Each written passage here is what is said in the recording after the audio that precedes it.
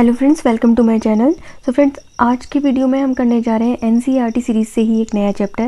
लेकिन chapter start करने से पहले आप सब लोगों के लिए ज़रूरी इन्फॉर्मेशन चैनल की प्लेलिस्ट को लेकर।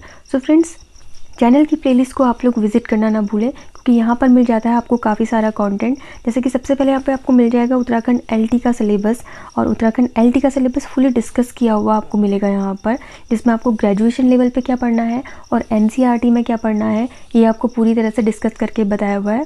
तो टोटल 4 वीडियोज़ हैं यहाँ पर जिन्हें आप देख सकते हैं और आइडिया ले सकते हैं कि कैसे आपको अपनी तैयारी करनी है उत्तराखंड एलटी की। इसके बाद आपको यहाँ पे मिल जाता है क्लास 11 हॉर्नबिल, यानी कि एनसीईआरटी सीरीज़ में हमारी अभी क्लास 11 की हॉर्नबिल चल रही है। हॉर्नबिल से जितने भी चैप्टर हमने डिस्कस किए हैं यहाँ पर, उनकी फुली समरी आपको मिल जाएगी। समरी के साथ साथ आपको नोट्स मिल जाएंगे, और नोट्स के साथ साथ आपको एमसीक्यू प्रैक्टिस करने के लिए अलग से वीडियोस मिलेंगे, जिनसे आप पूरे चैप्टर की जो समरी है और चैप्टर के जो इंपॉर्टेंट पॉइंट्स हैं वो एमसीक्यू में सॉल्व कर सकते हैं। इसके बाद आपको मिल जाते हैं यहाँ पर उत्तराखंड एलटी के प्रीवियस ईयर के पेपर, जिनमें आपको यहाँ पर दिख रहा है 2021 का पेपर। और अगर आप थोड़ा स्क्रॉल करके नीचे जाएंगे तो आपको उत्तराखंड एलटी के पेपर 2011 से यहाँ पे मिल जाएंगे। 2011 का पेपर आपको मिल जाएगा, 2014 का पेपर आपको मिल जाएगा, साथ ही 2018 का पेपर भी आपको मिल जाएगा उत्तराखंड एलटी का। तो इन पेपर्स को देखना ना भूलें, क्योंकि सारे के सारे पेपर्स आपको केवल मेरे चैनल पे ही मिलते हैं। इसके बाद आपको मिलेंगे important practice sets Uttarakhand LT के, जो मैंने लास्ट एलटी में करवाए थे और जो काफ़ी यूज़फुल हुए थे सारे बच्चों के लिए जिन्होंने एग्ज़ाम दिया था। इसके साथ ही आपको मिलेंगे विलियम शेक्सपियर के 100 से ज़्यादा एमसीक्यूज़ यहाँ पर, और साथ ही आपको मिल जाता है उत्तराखंड लेक्चरर के भी प्रीवियस ईयर के पेपर इस चैनल पे। तो इसलिए चैनल की प्लेलिस्ट काफ़ी इंपॉर्टेंट है। और यहाँ पर मॉक टेस्ट में मिलेंगे आपको उत्तराखंड एलटी के, जो लास्ट एलटी में करवाए थे 2021 में। तो आप इन सभी को देखना ना भूलें और चैनल की प्लेलिस्ट को ज़रूर विज़िट करें। सो फ्रेंड्स, आइए शुरू करते हैं अब आज का video. So friends, NCERT series में आज हम करने जा रहे हैं क्लास 11 के हॉर्नबिल का नेक्स्ट चैप्टर, जिसका टाइटल है the ailing planet the green movements role. So ailing planet यानी कि अर्थ की यहाँ पर बात हो रही है, और अर्थ को यहाँ पर एक बीमार ग्रह कहा जा रहा है। And the green movements role यानी कि हरित क्रांति का क्या रोल रहा है इस बीमार प्लैनेट को ठीक करने में। सो ये चैप्टर लिखा है नानी पालकीवाला ने। तो आइए देखते हैं चैप्टर को। ये चैप्टर बहुत इंपॉर्टेंट है आपके उत्तराखंड एलटी के लिहाज से भी, क्योंकि लास्ट उत्तराखंड एलटी में 3 क्वेश्चंस आए थे डायरेक्टली इसी चैप्टर से, जो आपको आगे देखने को मिल जाएंगे। सो ये जो चैप्टर है, इसका जो टाइटल है, ये बेसिकली एक आर्टिकल था जिसे नानी पालकीवाला ने लिखा था 1994 में, और इसे उन्होंने पब्लिश कर दिया था 24 नवंबर 1994 को द इंडियन एक्सप्रेस जो न्यूज़पेपर है उसमें। तो 1994 के हिसाब से इसमें जितने भी डिटेल्स हैं या आंकड़े हैं वो 1994 के हिसाब से ही हैं। आइए देखते हैं। इस चैप्टर को मैंने पूरा स्टडी करके इसके जितने भी इम्पोर्टेंट पॉइंट्स हैं उनको 6 हेडिंग्स में समराइज़ कर रखा है। तो आप इन 6 हेडिंग्स को अगर ध्यान रखें तो इन 6 हेडिंग्स के अंदर ही आपका जो पूरा चैप्टर है उसका पूरा सार आ जाता है। तो हम इन 6 हेडिंग्स के ज़रिए पूरे के पूरे चैप्टर को समराइज़ करेंगे और इसके इम्पोर्टेंट पॉइंट्स को पढ़ेंगे। और आप पूरा का पूरा ये जो चैप्टर आप देखेंगे वीडियो में, इसको जॉट डाउन ज़रूर कर लें, क्योंकि पूरी समरी के साथ साथ आपको एग्ज़ाम के लिए बहुत ज़रूरी पॉइंट्स भी मिल जाएंगे। तो ये देखते हैं। जैसे कि चैप्टर का टाइटल है द एलिंग प्लैनेट, यानी कि एक बीमार ग्रह। पृथ्वी को यहाँ पर बीमार ग्रह कह रहे हैं क्योंकि पृथ्वी की हेल्थ जो है वो धीरे धीरे डिक्लाइन हो रही है। और वो डिक्लाइन क्यों हो रही है? वो डिक्लाइन हो रही है हमारी वजह से, क्योंकि हमने पृथ्वी के रिसोर्सेज को इतना ज़्यादा ओवर यूज़ करके पॉल्यूट कर दिया है कि अब पृथ्वी की हेल्थ जो है वो ख़राब होने लगी है, और पृथ्वी जो है हमारी वो बीमार होने लगी है। तो चैप्टर की शुरुआत नानी पालकीवाला करते हैं ग्रीन मूवमेंट से, यानी कि ग्रीन रिवॉल्यूशन से। सो ग्रीन रिवॉल्यूशन जो कि स्टार्ट हुआ था न्यूजीलैंड में 1972 में, और since then it hadn't look back, और तब से इसने वापस पीछे मुड़कर नहीं देखा। तो नानी पालकीवाला ने कहा है यहाँ पर कि लगभग 25 साल पहले ग्रीन मूवमेंट शुरू हो गया था, क्योंकि उन्होंने इस आर्टिकल को 1994 में पब्लिश किया था। तो 1994 के हिसाब से जो लगभग पिछले 25 साल होते हैं उसमें 1972 में आपका ग्रीन मूवमेंट यानी कि हरित क्रांति जो है उसकी शुरुआत हो जाती है। और ग्रीन मूवमेंट एक ऐसा मूवमेंट है जिसने काफ़ी लोगों को इन्फ्लुएंस किया था पर्यावरण को बचाने के लिए, और पेड़ लगाने पर ये मूवमेंट फोकस करता था ताकि धरती पर रहने वाले जो लोग हैं और जो आने वाली पीढ़ियां हैं उनको एक अच्छा स्वस्थ वातावरण जीने के लिए मिल सके यहाँ पर। सो इसलिए सबसे पहले हरित क्रांति से शुरुआत होती है इस चैप्टर की। और यहाँ पर ये जो सबसे पहले बात करते हैं वो कहते हैं कि हरित क्रांति ने जो हमारा दृष्टिकोण है उसे क्या किया है, शिफ्ट किया है from a mechanistic view to holistic view. यानी कि जो हमारा दृष्टिकोण है पृथ्वी की तरफ देखने का वो अब मैकेनिस्टिक व्यू नहीं है, वो एक होलिस्टिक और इकोलॉजिकल व्यू में चेंज हो चुका है। यानी मैकेनिस्टिक व्यू से यहाँ पर मतलब ये है कि हम पहले पृथ्वी को एक मशीन की तरह देखते थे जो जिसके रिसोर्सेज को हम यूज़ करते जा रहे हैं और वो हमें देते जा रही है, और एक मशीन की तरह हम उसको यूज़ करते जा रहे थे। लेकिन अब हम एक होलिस्टिक एस्पेक्ट में पृथ्वी को देखते हैं, यानी कि हम पृथ्वी को एक लिविंग बीइंग की तरह देखते हैं और इसके सभी एस्पेक्ट को हम ध्यान से देखते हैं और हम ध्यान से इसको ट्रीट करें। ये हमारा एक शिफ्ट आया है पृथ्वी को देखने में हरित क्रांति की वजह से। इसके बाद पालखीवाला डायरेक्टली ग्रीन रिवॉल्यूशन को कोपरनिकस की डिस्कवरी से कंपेयर करते हैं।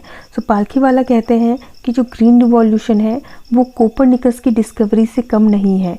जितना रिवॉल्यूशनरी कोपरनिकस की डिस्कवरी है उतना ही रिवॉल्यूशनरी ग्रीन मूवमेंट भी है।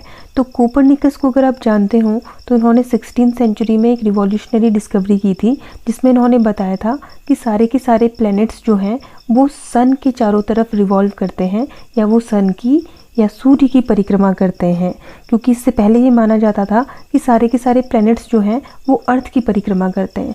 तो ये बताने वाले कोपरनिकस थे कि सारे के सारे प्लैनेट्स अर्थ की नहीं बल्कि सूर्य की परिक्रमा करते हैं। तो पालखीवाला का ये कहना है कि जितना रिवॉल्यूशनरी कोपरनिकस का सिद्धांत था उतना ही रिवॉल्यूशनरी ग्रीन मूवमेंट भी है, या ग्रीन मूवमेंट का योगदान या रोल जो है वो भी उतना ही महत्वपूर्ण है जितना कोपरनिकस का योगदान था। इसके बाद पालखीवाला कह रहे हैं कि earth is an enormous being. Earth एक अपने आप में बहुत बड़ा ह्यूज बीइंग है, अ लिविंग ऑर्गेनिज्म, और एक बहुत बड़ा जीवित प्राणी है। It too has its own metabolic needs, और इसकी अपनी मेटाबॉलिक नीड्स यानी चयापचय संबंधी ज़रूरतें हैं।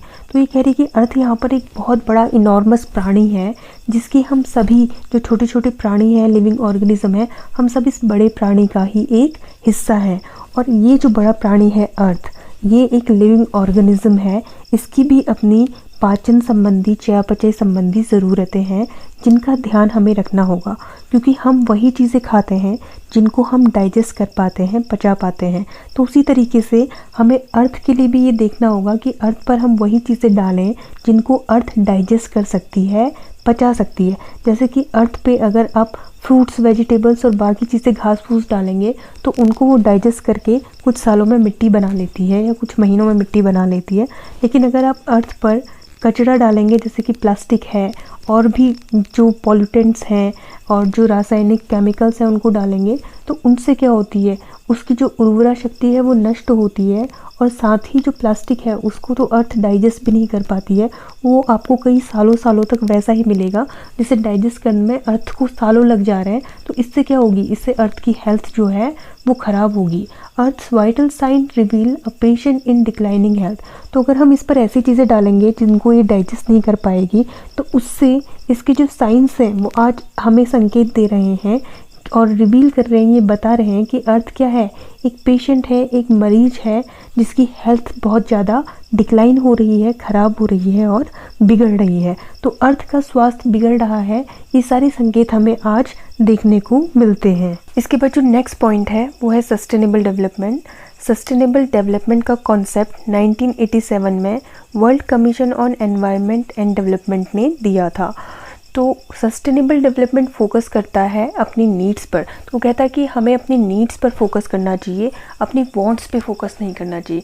यानी कि जो हमारी नीड्स हैं, हमारी जो ज़रूरतें हैं वो तो लिमिटेड हैं, उन्हें हम इस पर्यावरण से पूरा कर सकते हैं, लेकिन जो हमारी चाहते हैं, हमारी जो इच्छाएं हैं वो अनगिनत हैं, उनका कोई अंत नहीं है, वो एंडलेस है। तो अगर हम उनको इस पर्यावरण से पूरा करने को चलें तो हमारी जो आने वाली पीढ़ियां हैं, फ्यूचर जनरेशन है, उनके लिए कुछ बचेगा ही नहीं और हम इस अर्थ को पूरा का पूरा यूज़ कर लेंगे। इसके सारे रिसोर्सेज को हम पूरा का पूरा अभी तहस नहस कर देंगे अपनी इच्छाओं को पूरा करने में। तो इसलिए इन्होंने अपनी एक डेफिनेशन दी है, development that meets the needs of the present without compromising the ability of future generation to meet their needs. So sustainable development क्या है? Sustainable development यानी कि सतत विकास एक ऐसा विकास है जो कि प्रेजेंट जनरेशन की नीड्स को तो मीट करता ही है, यानी कि प्रेजेंट जनरेशन को जो भी ज़रूरतें हैं वो तो वो दे ही सकता है, साथ ही साथ वो कॉम्प्रोमाइज़ नहीं करता है जो फ्यूचर जनरेशन है उनकी नीड्स को पूरा करने में। यानी कि प्रेजेंट जनरेशन की नीड्स को तो वो पूरा करता है और साथ ही फ्यूचर जनरेशन के लिए भी रिसोर्सेज को बचा कर रखता है ताकि फ्यूचर जनरेशन की नीड्स भी पूरी हो सके। तो इसी को हम सतत विकास या सस्टेनेबल डेवलपमेंट कहते हैं। इसके बाद एक इम्पॉर्टेंट बात यहाँ पर बताते हैं नानी पालखीवाला, वो कहते हैं कि a zoo at Lusaka Zambia. Lusaka जो कि ज़ाम्बिया में है, वहाँ पर एक ज़ू था जिसका एक केज था, केज यानी कि एक पिंजरा था जिस पे एक नोटिस लगा हुआ था और अगर आप उस नोटिस को रीड करें या पढ़ें तो उस पर लिखा हुआ था the world's most dangerous animal inside the cage. ठीक है, तो केज के अंदर कौन था, यानी दुनिया का सबसे ज़्यादा डेंजरस एनिमल। तो अगर आप उसे देखना चाहते हैं तो आप केज के अंदर जाएं और जब आप केज के अंदर जाते हैं तो सरप्राइजिंगली वहाँ पर आपको क्या दिखता है, एक मिरर दिखता है। मिरर यानी कि एक शीशा दिखाई देता है जिसमें आपको किसकी शक्ल दिखाई देगी, अपनी ही शक्ल दिखाई देगी। ऑब्वियसली शीशा देखने इंसान ही जाएगा। तो यहाँ पर इनका कहना है कि दुनिया का सबसे डेंजरस जो एनिमल है वो इंसान खुद है, क्योंकि इंसान ही है जो इस पृथ्वी को तबाह करने में लगा हुआ है और कोई भी एनिमल ऐसा नहीं कर रहा है। तो ये बहुत ही अवेयरिंग मैसेज है इंसानों के लिए, ह्यूमन बींग्स के लिए, कि किस तरीके से वो अर्थ को नष्ट कर रहे हैं, ख़राब कर रहे हैं, उसे बीमार बना रहे हैं। इसके बाद ये कहते हैं we share this earth with 1.4 million living species जो कि लिस्टेड हैं, 3 to 100 million unlisted living in ignominious darkness. यानी कि हम जो ह्यूमन बींग्स हैं, यानी कि जो इंसान हैं या जो मानव जाति है, वो इस अर्थ को शेयर कर रही है 1.4 मिलियन लिविंग स्पीसीज़ के साथ। यानी कि 1.4 मिलियन लिविंग स्पीसीज़ और है जो कि कहाँ पे रहती है, अर्थ पे रहती है, और उनके साथ हमें इस पृथ्वी को शेयर करके चलना है। हम अकेले इस पृथ्वी के मालिक नहीं हैं, क्योंकि इस पृथ्वी पे और भी लिविंग स्पीसीज़ रहती हैं, जिनमें से 1.4 मिलियन तो लिस्टेड स्पीसीज़ है, से लिस्ट कर रखा है, लेकिन 3 to 100 मिलियन ऐसी अनलिस्टेड लिविंग स्पीसीज़ हैं जो एक इग्नोमिनस डार्कनेस में, यानी कि एक ऐसी अपमानजनक स्थिति में रह रही है, एक डिसरिगार्डेड स्थिति में रह रही है, क्योंकि उनको कोई भी जानता ही नहीं है। ठीक है, इसलिए वो डिसरिगार्डेड है because nobody has knowledge about them, किसी के पास उनके बारे में जानकारी नहीं है। तो ऐसी लगभग 3 से 100 मिलियन स्पीसीज़ और इस अर्थ पे रह रही हैं, जिन सब के साथ हमको इस अर्थ को शेयर करके चलना है। सिर्फ हम ही को इस अर्थ के रिसोर्सेज को कंज्यूम नहीं करना है। इसके बाद Brundtland commission which is earliest international commission inter alia. सो इंटर एलिया का मतलब होता है अमंग अदर थिंग्स। सो Brundtland commission among other commission was internationally earliest commission on environment. यानी कि एनवायरनमेंट पे बनने वाले सभी जो अर्लीस्ट कमीशंस थे उनमें से एक कमीशन था ब्रांड कमीशन, जिसके एक इम्पॉर्टेंट मेंबर थे मिस्टर एल.के. झा, जो कि एक इंडियन थे।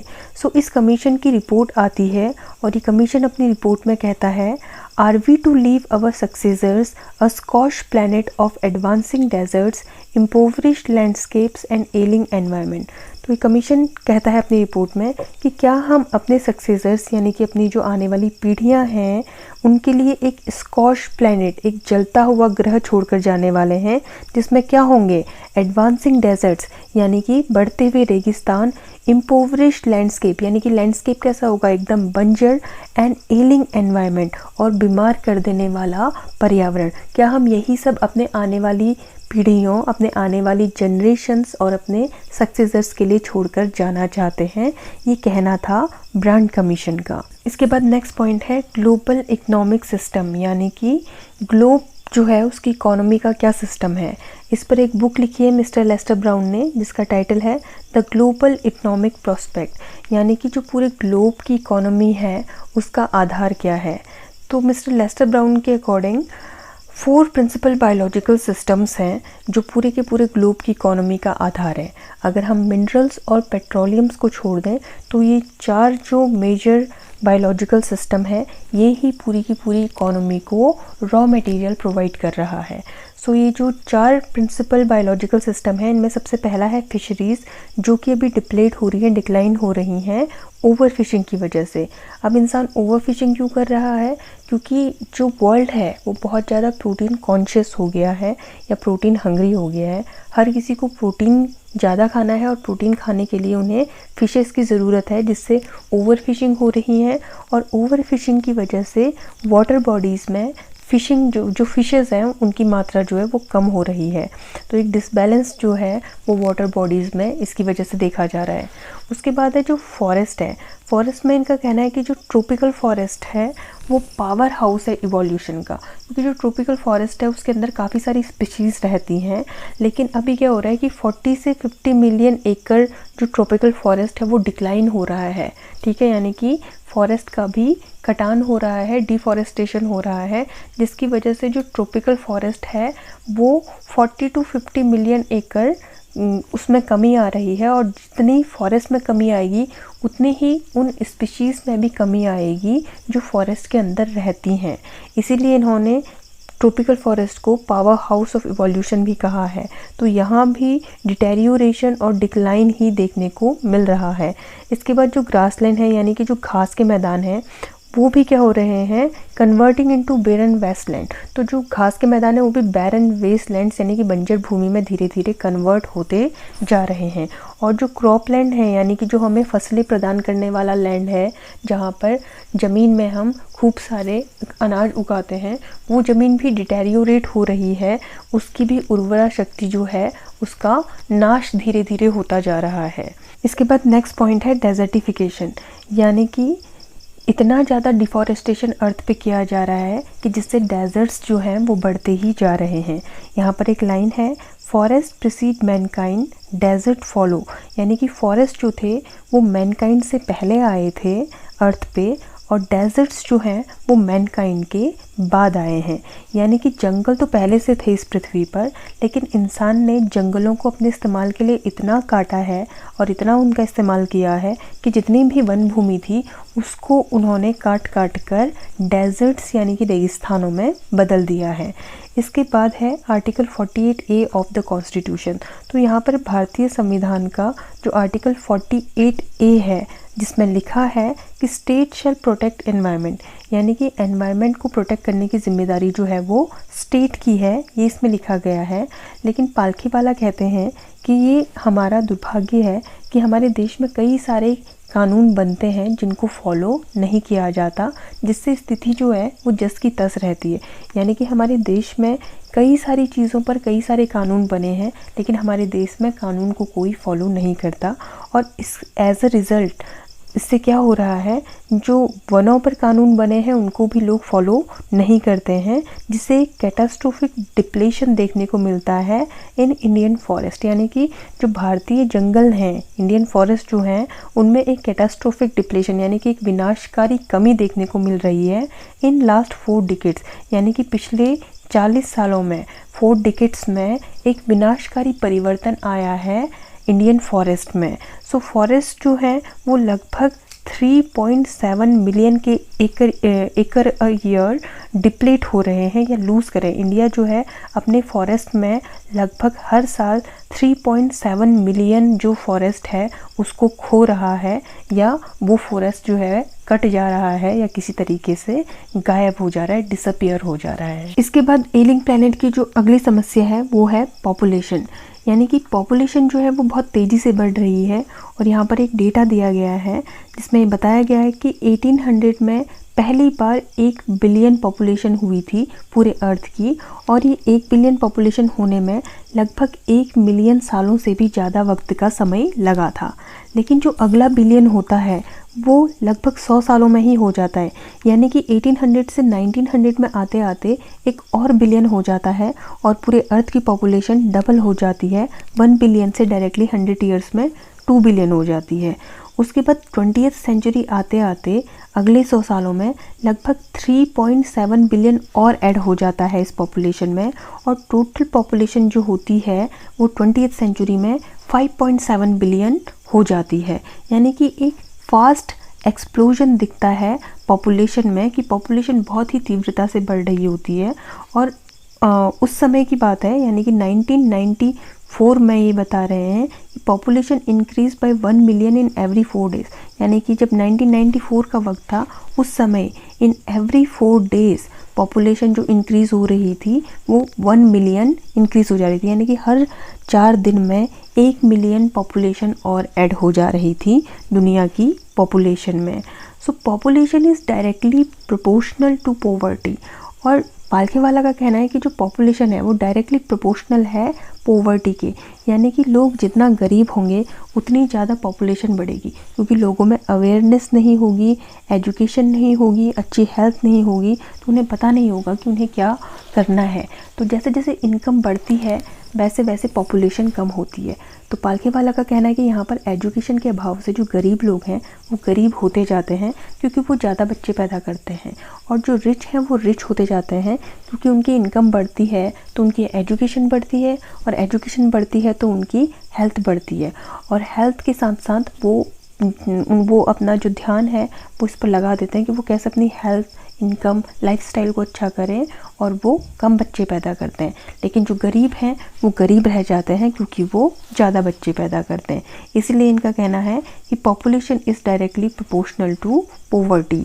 इसके बाद इन 1994 इंडियाज़ पॉपुलेशन, तो 1994 में जो इंडिया की पॉपुलेशन है उसका एक कंपैरिजन करके बताते हैं कि 1994 में इंडिया की जो पॉपुलेशन थी वो अफ्रीका और साउथ अमेरिका दोनों के बराबर इंडिया की अकेले की पॉपुलेशन थी। इसके बाद नेक्स्ट पॉइंट है रिस्पॉन्सिबिलिटी ऑफ इंडस्ट्रीज़। सो पालखेवाला कहते हैं कि ये एक era of responsibility, time of responsibility है, और अगर हमें लंबे समय तक अर्थ पर अच्छा जीवन बिताना है तो हमें एक होलिस्टिक अप्रोच को अपनाना होगा अर्थ को देखने के लिए, और एक जिम्मेदार सिटीज़न की तरह अर्थ को बचाना होगा। अभी यहाँ पे एग्जांपल देते हैं मिस्टर एडगर एस वुलार्ड का, जो कि CEO चीफ एनवायरनमेंट ऑफिसर हैं अपनी कंपनी डूपॉन्ट के। तो जो वुलार्ड हैं इनका कहना है कि पर्यावरण के प्रति हर कंपनी की धारणा इन्हीं की तरह होनी चाहिए, क्योंकि इन्होंने अपनी कंपनी को बहुत आगे पहुंचाया था पर्यावरण का ध्यान रखते हुए, पर्यावरण को नुकसान ना पहुंचाते हुए। So, in the words of Mr. Edgar S. Woolard, our continued existence as a leading manufacturer requires that we excel in environmental performance. So, इनका कहना है कि अगर हमें क्या करना है, कंटिन्यू एग्जिस्ट करना है एज अ लीडिंग मैन्युफैक्चरर, मतलब एक लीडिंग मैन्युफैक्चरर कंपनी की तरह अगर हमें लंबे समय तक एग्जिस्ट करना है तो हमें ये रिक्वायरमेंट होगी कि हम क्या करें, एक्सेल करें या एक्सीलेंट बने अपने एनवायरनमेंट परफॉर्मेंसेस में। यानी कि जितनी भी पर्यावरणीय समस्याएं हैं उनको दूर करने में भी हमें एक्सीलेंट बनना होगा, तभी हम एक लीडिंग मैन्युफैक्चरर कंपनी बन पाएंगे। इसके बाद पालखेवाला कोट करते हैं मार्गरेट थैचर के वर्ड्स को। मार्गरेट थैचर जो कि यूके की प्राइम मिनिस्टर थी, इन्होंने कहा है no generation has a freehold on this earth, कि कोई भी जनरेशन या कोई भी पीढ़ी जो है वो परमानेंटली इस पृथ्वी पर नहीं रहने वाली। All we have is a life tenancy, तो हमारे पास जो भी है वो किराए का ये जीवन है जिसमें हमें किराएदार की तरह इस पृथ्वी पर रहना है with a full repairing lease. और इस किराए के जीवन में जिस भी लैंड पर हम रह रहे हैं उसे हमें रिपेयर करके अपनी अगली पीढ़ी को हस्तांतरित भी करना है। इसके बाद पालखेवाला चैप्टर का एंड करते हैं मिस्टर लेस्टर ब्राउन को कोट करते हुए। मिस्टर लेस्टर ब्राउन जिन्होंने कि ग्लोबल इकोनॉमिक प्रोस्पेक्ट लिखी थी, और इनका कहना है we have not inherited this earth from our forefathers, we have borrowed it from our children. यानी कि हमने इस अर्थ को अपने पूर्वजों से इनहेरिट नहीं किया है, हमने इसे विरासत में अपने पूर्वजों से नहीं लिया है, बल्कि हमने इसे अपने बच्चों से बोरो किया है, यानी कि अपने बच्चों से हमें उधार में ये पृथ्वी मिली है। तो हमें इसे अपने बच्चों को वापस इस्तेमाल करने के लिए देना है। तो अगर हमें इसे वापस इस्तेमाल करने के लिए अपने बच्चों को देना है तो हमें अपनी नीड के हिसाब से इसे यूज़ करना है, अपने वांट्स के हिसाब से हम इसे यूज़ नहीं कर सकते, क्योंकि तभी फ्यूचर जनरेशन जो है उसे भी अर्थ एक अच्छी अवस्था में मिल पाएगी और उसे भी इसका लाभ मिल पाएगा। तो फ्यूचर जनरेशन को बचाते के लिए, अर्थ को बचाते हुए हमें यहाँ पर चलना है, ये कहना है मिस्टर लेस्टर ब्राउन का। सो इस तरीके से ये चैप्टर यहाँ पर एंड होता है। और ये जो कोटेशन है, ये कोटेशन आपके लास्ट LT के एग्ज़ाम में पूछा भी गया था। सो फ्रेंड्स, कैसा लगा आपको आज का चैप्टर, ये मुझे कमेंट सेक्शन में ज़रूर बताएं। और इस चैप्टर के MCQ मैं आपको नेक्स्ट वीडियो में प्रोवाइड करा दूंगी। सो आज की वीडियो में इतना ही, मिलते हैं नेक्स्ट वीडियो में। Till then stay tuned and thanks for watching this video.